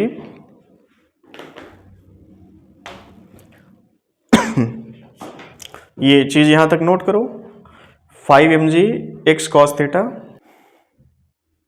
चलिए ये कहानी आ गई, ये वाली चीज यहां पे देखो, ब्लॉक सरफेस छोड़ेगा तब जब के एक्स कॉस थीटा और mg आपस में बराबर हो जाए। ठीक है, तो बराबर हमने कर लिया, एक कहानी यहां से आ गई। अब देखो तुम्हें ना तो x पता है और ना ही थीटा पता है। ठीक है, तो सबसे पहले देखो हम कॉस थीटा भी लिख सकते हैं, जो सामने चीज लिखी है इससे कॉस थीटा की बात हम यहाँ पे कर सकते हैं। देखो कॉस थीटा बराबर क्या लिखना है, बेस जो कि है कितना एल नॉट, और बाई में हाइपोटेनियस कितना है एल नॉट प्लस एक्स। ठीक है, ये चीज हम और यहाँ पे रिप्लेस कर लेते हैं। तो तीसरे इक्वेशन से अगर हम देखें तो क्या दिख रहा है, देखो 5 mg by L not into x into cos theta. Cos theta देखो यहां से रखो, कॉस थीटा कितना आएगा देखो एल नॉट बाई में क्या लिखें एल नॉट प्लस एक्स, और बोलो बराबर में क्या लिखना तुमको एम जी के।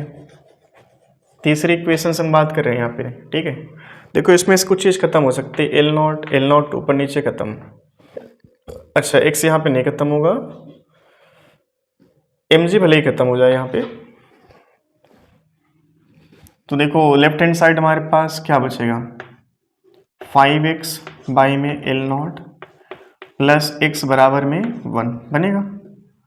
देखो ये बनेगा 5x बराबर एल नॉट प्लस एक्स। ठीक है, अच्छा क्या है 4x हो जाएगा बराबर में एल नॉट, एक्स का वैल्यू बोलो कितना आएगा एल नॉट बाई 4। एक चीज़ जो हमें खोजनी थी वो चीज़ हमने कैलकुलेट कर ली, कितना एक्सपेंशन होगा स्प्रिंग में एल नॉट बाई 4। ठीक है, अच्छा डी कैलकुलेट कर सकते हैं क्या हम लोग, डी भी कैलकुलेट कर सकते हैं। कैसे कैलकुलेट करें, देखो इनका आपस का रिलेशन देखो, क्या लिखोगे डी के लिए कहानी देखो पाइथागोरस से कहानी क्या लिखोगे बोलो। ठीक है, जगह यहाँ पे कम पड़ जा रही है तो हम इसको ऐसे बना लेते हैं। ठीक है, चलो देखो पाइथागोरस से अगर हम लिखें तो हम लिखेंगे एल नॉट स्क्वायर, या डी बराबर हम डायरेक्ट लिख रहे हैं। ठीक है, डी बराबर लिखना, देखो क्या लिखोगे एल नॉट प्लस एक्स का whole square minus l naught का स्क्वायर और इस पूरे का अंडर रूट बनेगा। ये कैलकुलेट करना है तो this square minus this square बराबर दिस स्क्वायर, और ये जो दिस स्क्वायर डी स्क्वायर आएगा, फाइनली यहाँ पर डी बराबर ये आ जाएगा। अच्छा एक्स का डाटा यहाँ से रख लो, डी का वैल्यू बोलो कितना आएगा root of l naught plus l naught by 4 इस पूरे का whole square plus l naught square. अच्छा देखो डी कितना आएगा अब यहाँ से, क्या है 5 एल नॉट बाई 4 आएगा, 5 एल नॉट बाई 4। ठीक है, और 5 एल नॉट बाई 4 का स्क्वायर करने पर 25 by 16, 25 L naught square by 16, और प्लस देखो क्या बनेगा एल नॉट स्क्वायर। क्या डी का वैल्यू यहाँ से निकाल लें, डी का वैल्यू कितना आएगा देखो एल नॉट स्क्वायर बाहर ले तो फाइनली बनेगा एल नॉट अंदर देखो क्या बचेगा 16 और 25, कितना आएगा 16 + 25, वो ये बनेगा 16 + 25 और बाई में 16, इस पूरी की पावर 1/2 कितना आ जाएगा देखो 11 और 3 1 4 मतलब कि 41 आ जाएगा। ठीक है, तो d = आएगा L0 41 और बाई में 16, इस पूरे का अंडर रूट, ये d आ जाएगा। ठीक है, d यहाँ से कैलकुलेट कर लिया हमने।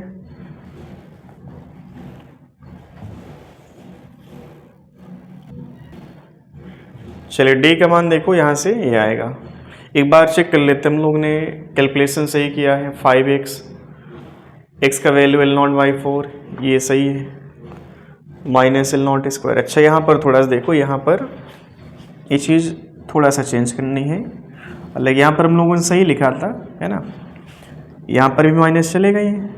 ठीक है, यहाँ पर भी ये, चलिए इसको हटा ही देते हैं हम लोग। अच्छा अब ये बताओ देखो 16 और -25, 25 - 16 फाइनली 9 बन जाएगा, 9/16 इस पूरे का अंडर रूट, और L0² का जब रूट आप लोगे तो फाइनली L0 आ जाएगा। अब देखो d का वैल्यू कितना आएगा 3 L0/4, ये d का मान आ गया। तो ये सब चीज़ें अभी हमने लगभग 50% हमने सॉल्व किया है, और इन सब चीज़ों की आवश्यकता क्यों पड़ रही है, क्योंकि हमको ये पता है कि जब ये ब्लॉक नीचे जाएगा ये ब्लॉक आगे जाएगा। अब ये ब्लॉक कितना आगे गया d, ये ब्लॉक नीचे कितना जाएगा d, तो इसकी पोटेंशियल एनर्जी घट रही होगी, इसकी काइनेटिक एनर्जी बढ़ेगी, साथ में इसकी काइनेटिक एनर्जी बढ़ेगी। x यहाँ पर क्यों कैलकुलेट किया हमने, तो d कैलकुलेट कर लिया हमने, x कैलकुलेट कर लिया। बस आपको एक लाइन लिखना है यहाँ पे, loss in potential energy of this block बराबर gain in kinetic energy of this block plus this block plus energy stored in the spring. तो देखो लॉस किसके पास है, गेन किसके पास है, सारी बातें एक साथ आप लिख लो। ठीक है, यहाँ पर हम देखो जगह कम है तो हम साइड में लिख दे रहे हैं। देखो लॉस इन पोटेंशियल एनर्जी कितना होगा mg × d। ठीक है, d मतलब h हो गया। ठीक है, इसके पास कितना लॉस होगा mgh। गेन किसके पास होगा, इसके पास कुछ वेलोसिटी भी होगी ना, तो कितना होगी हाफ mv²। अब जितनी काइनेटिक एनर्जी इसके पास होगी उतनी काइनेटिक एनर्जी, चूंकि मास दोनों का सेम था, वेलोसिटी भी चूंकि आपस में अटैच है ना, तो वेलोसिटी भी यहाँ पर सेम होगी। तो इसको तुम 2 बार लिखो, उससे अच्छा 2 से गुणा कर लो। ठीक है, ये बात हो गई। प्लस और क्या लिखना तुमको, energy stored in the spring that is ½ kx²। अब तुम देखो यहाँ से कुछ कैंसिल आउट हो सकता है, देखो 2 से 2 ये ख़त्म कर लो पहले तो, और चलिए डाटा रख लेते हैं यहाँ पे हम लोग। mg × d - kx² बराबर देखो क्या लिखेंगे mv²। अब d का डाटा देखो क्या बन रहा हमारा 3 L0/4, और x का डाटा कितना है L0/4, तो डाटा यहाँ पे रख लो। जगह कम पड़ जा रही है ना, तो बाकी आप समझ जाइएगा, एक बार ये पूरा लिख करके सारी बातें हम दोबारा रिवाइज करवाएंगे। तो mg × d का वैल्यू कितना बन रहा है देखो यहाँ से 3 L0/4, और माइनस में kx²/2, k का मान देखो कितना बन रहा है 5 mg/L0, तो 5 mg/L0 × 2 और इंटू x²। x² का मान देखो यहाँ से ये बन जाएगा L0²/16। ठीक है, बराबर में देखो m × v²। एक काम करते हैं, मास को सभी जगहों से ख़त्म कर लेते हैं। ठीक है, अब आप देखो यहाँ से क्या बन जाएगा 3 L0/4, ये देखो कितना बनेगा, ये बन जाएगा 32 5/32, है ना। तो कुछ कॉमन लिया जा सकता है, यहाँ से कुछ कॉमन हम लोग ले सकते हैं। क्या हम लोग L0/4 बाहर ले लें, g × L0/4 हमने बाहर ले लिया, अंदर क्या बचेगा देखो 3 बचेगा माइनस, और यहाँ पर ये 32 होगा तो 32, तो अंदर बचेगा 5/8, 8 इस पूरे का अंडर रूट। बाकी कैलकुलेशन अब हम ज़्यादा नहीं करेंगे यहाँ पे। बाकी इसमें देखो क्वेश्चन ये बढ़िया था। जो बच्चे यहाँ पे जेई लेवल की तैयारी करने बैठे हैं तो उनको इस लेवल की प्रॉब्लम से सामना करना ही पड़ेगा। अगर इससे तुम डरोगे तो गारंटीड तुम्हारा जो लेवल है वो जेई लेवल से नीचे रह जाएगा, और जेई लेवल से नीचे जाओगे तो कुछ मिलने वाला नहीं है। बायोलॉजी वाला बच्चा तो खैर एक बार किनारे करके चल सकता है और उसके पास टाइम होता है नंबर ऑफ अटेम्प्ट करने का, उसके पास समय पर्याप्त होता है। बाकी नीट वाले बच्चों को ये चीज़ें सीखनी है। अगर ये चीज़ तुमने सीख लिया तुम्हारा जो लेवल है गारंटीड इतना अच्छा हो जाएगा कि आप देखो आउट ऑफ 45 सारे क्वेश्चन करके आ सकते हैं। क्योंकि आज के टाइम में देखो कंपटीशन बहुत बढ़ गया है, ठीक है, और इतना ज़्यादा कंपटीशन है कि आज के टाइम बच्चा इतना अच्छे से तैयारी कर रहा कि कई बार हो सकता है कि आउट ऑफ 50 जो 5 क्वेश्चन एक्स्ट्रा देता है एग्ज़ाम में, वो क्वेश्चन भी अगर करने के लिए कहा जाए तो हो सकता है बच्चा 5 क्वेश्चन करके आए, ठीक है। मतलब आज के टाइम में 50 से 50 क्वेश्चन करके आ सकता है। तो नीट के इतिहास में अभी तक ऐसा नहीं होता था, लेकिन आज के टाइम में होने लगा। उसके पीछे रीज़न क्या है कि बच्चा जो नीट वाला है वो कहीं ना कहीं नीट की तैयारी नहीं कर रहा, फिजिक्स में वो जेईई मेंस की तैयारी कर रहा, और पेपर भी तुम लोगों को जेईई मेंस के लेवल का ही आता है। तो अगर तुम्हें अपनी तैयारी बढ़िया करनी है, वास्तविकता में तुमको सिलेक्शन लेना है, पंचवर्षीय योजना टाइप तुमको नहीं कुछ कहानी बनानी है। बहुत सारे टीचर भी कहते हैं कि अरे बेटा अभी तुम आए हो, अभी पढ़ना सीखो, पंचवर्षीय योजना हमने आपको दे दी है, इसके बाद जो है तुम 5 साल बाद सिलेक्शन पाओगे, ठीक है। तो होता क्या, उससे टीचर का ही बेनिफिट होता है कि बच्चे की एक भीड़, एक नंबर वो बना रहता है। तो बच्चे का आखिरी में सिलेक्शन होता नहीं तो हारी मान करके वो तो घर जाता है, ठीक है। तो हो सकता है बहुत सारे बच्चे ऐसे होते हैं जिनके पास फाइनेंशियल सिचुएशन अच्छी नहीं होती है, वापस गए, फिर फाइनली वहाँ पर डॉक्टर बनने चले थे, बन गए, टपरी वाले चाय की टपरी खोल ली, मजबूरी में करना पड़ेगा। क्योंकि लाइफ में अगर जीना है तुमको तो कुछ ना कुछ करना पड़ेगा, क्योंकि खाना तुमको चाहिए ना। एक समय तक पेरेंट भी तुम्हारी हेल्प करेंगे, एक समय के बाद जैसे लगेगा कि बच्चा हमारा थोड़ा बड़ा हो गया है तो उस टाइम पर वो अपना हाथ खींच लेंगे, ठीक है, अब तुमको हमने अभी तक बहुत खिलाए पिलाए, अब तुम अपने रास्ते पर खुद चल करके अपनी लाइफ को स्पेंड करो, ठीक है। तो अगर समय रहते तुमने अच्छे चीज़ों को कवर कर लिया, क्योंकि लाइफ एक ही है और उसमें तुम सोचो कि नंबर ऑफ अटेम्प्ट नीट में बहुत ज़्यादा होते हैं, तो तुम अभी जो है तैयारी करना शुरू किए, हो सकता है 6 साल बाद तुम्हारा सिलेक्शन हो जाए, लेकिन 6 साल बाद उस चीज़ का एंजॉय नहीं ले पाओगे तुम। अगर तुम 12th के साथ साथ या आफ्टर 12th 1-2 साल या मतलब बहुत ज़्यादा तुमको देखो, अगर सिलेक्शन लेना तो मैक्सिमम से मैक्सिमम नीट वाले बच्चों को भी 2 से 3 साल से ऊपर नहीं जाना चाहिए मैक्सिमम। और हमारा तो कहना है कि आप पहले साल ही सिलेक्शन लो, क्योंकि सिलेक्शन कोई क्राइटेरिया नहीं है कि तुम 3 साल बाद ही सिलेक्शन पाओगे, ठीक है। तो इस लेवल की न्यूमेरिकल तुम लोग और सारी करना, नीट लेवल्स थोड़ा ऊपर उठ करके, नीट वाले बच्चों के लिए हम कह रहे हैं। बाकी जेई वाले बच्चों के लिए तुम लेवल की बात करने ही वाले नहीं है कि तुम इस लेवल से ऊपर की न्यूमेरिकल नहीं करना, या तुमको मोटिवेट करना पड़ेगा बेटा तुम्हें अभी जो है इस न्यूमेरिकल से घबराना नहीं है, वो तुमको हम मोटिवेट नहीं करेंगे। नीट वाले बच्चों को मोटिवेट करना पड़ेगा, देखो कि तुम्हें इस लेवल की प्रॉब्लम से सामना करना पड़ेगा, थोड़ा सा इसको सीखो, उनको मोटिवेट करना पड़ेगा। बाकी आईटी वाले बच्चों को मोटिवेशन की आवश्यकता नहीं है, वो ऐसे न्यूमेरिकल अगर नहीं करेंगे तो गारंटेड उनका सिलेक्शन होना भी नहीं है। और ऐसे न्यूमेरिकल तुम यहाँ पे देखो, इनको अच्छे से समझो, इनमें जो भी पॉइंट आपको डाउट में रहते हैं तो उनको कमेंट सेक्शन में जाकर ज़रूर बताओ। बाकी कोई टॉपिक ऐसा जो आपका पेपर जैसे तुम लोगों का मई वाला होने वाला नीट का, उसमें अगर कोई टॉपिक तुम्हें कवर करने, जैसे 12th के हैं 11th के हैं, कोई टॉपिक तुम्हें पर्टिकुलर कवर करना है तो उसका भी तरीका बताओ, उसको भी हम जो है रिवाइज करवा देंगे, ठीक है। अल्टीमेट हमारा पर्पस सिर्फ है कि तुम्हारा किसी भी कंडीशन में सिलेक्शन हो।